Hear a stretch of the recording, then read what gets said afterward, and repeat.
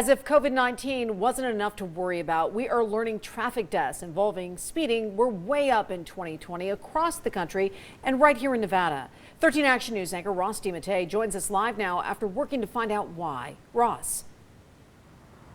Yeah, Trisha and Todd, I think a lot of our viewers will be surprised to hear that speeding was up during the pandemic and last year, but that is absolutely the case. So while more Nevadans may have been staying home, the drivers who were out on the roads were enjoying more room than ever before, and that is definitely why they felt more empowered to go faster.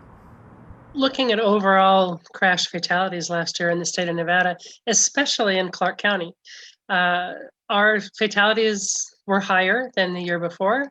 And it was directly attributed to speed and impaired driving. As the director of the Vulnerable Road Users Project and part of U.N.L.V's Transportation Research Center, it's Erin Breen's job to track traffic stats in southern Nevada. She attributes the rise in speeding during the pandemic to drivers having more room on the roads. It's a personal choice thing, but what we know is that fewer people were on the streets.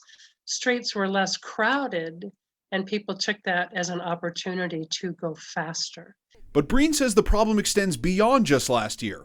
Now, as roads start to become more crowded, she's worried more pedestrians and drivers will be in danger if our community doesn't collectively make a change. Comfortable is part of the problem, but they also have a perception, especially in our city, that as long as they're only going 10 miles over the posted speed limit, that they won't get a ticket. So A, that's not true.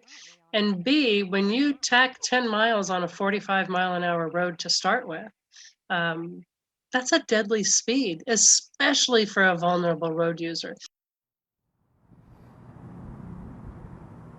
And the key here is everyone, of course, wants to get to their destination as quickly as possible. But really the irony here is that Breen says speeding actually makes just a small marginal difference in getting to your destination faster. What really makes a difference is the time you spend stopped at a red light, which is why it's on all of us to just budget more time to get to our destination safely. Guys, back to you. And Ross, earlier this week, you looked into the problem with impairment on local roads. So this is really kind of a 1-2 punch. That's exactly right, Tricia. When you combine speeding and impairment, that is when you really get that deadly combination. And just on a couple days ago, we talked about how DUIs were up 12% in the month of January. So that is really the key. And what's sad really about DUIs is that Breen says it really affects the people who are not impaired much more. In more cases than not, it's someone who is a sober bystander that gets affected and killed in these deadly DUI incidents. Tricia, back to you. All right, Ross, thank you so much.